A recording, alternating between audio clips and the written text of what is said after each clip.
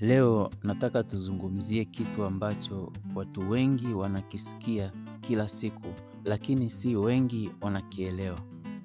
AI au kwa jina lake kamili, akili mnembe. Wengi wanafikiria ni kama roboti.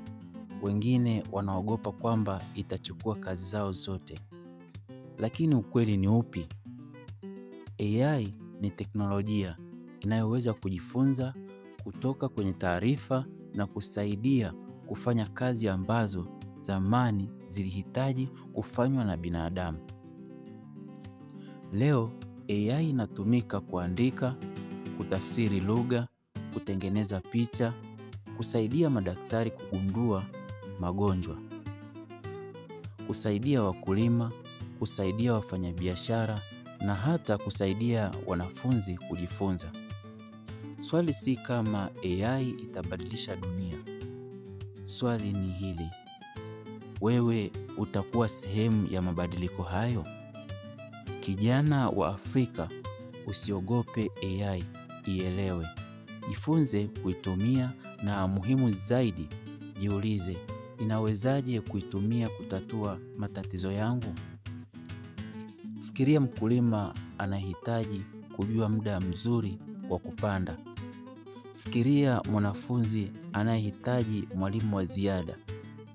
Fikiria mfanyabiashara ambaye anahitaji kuwafikia wateja wengi zaidi.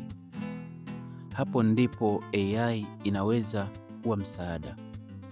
Lakini kumbuka, AI si mbadala wa ubunifu wako. AI ni chombo, na thamani ya chombo hutegemea anayekitumia. Ndio maana tunapaswa kujifunza teknolojia, sio ili tuwe watumiaji pekee, bali ili tuwe wabunifu. Kijana wa Afrika, usiseme teknolojia hii imetengenezwa na watu wengine. Uliza, ninawezaje kuitumia kujenga solution au suluhisho kwa watu wangu? Hapo ndipo maendeleo ya kweli huanza.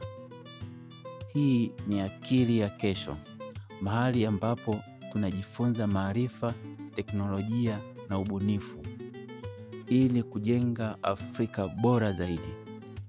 Kumbuka, Afrika ya kesho inaanza na akili ya leo. Asante kwa kutazama. Usisahau kusubscribe na kushiriki video hii na ujumbe huu ili uwafikie vijana wengi zaidi.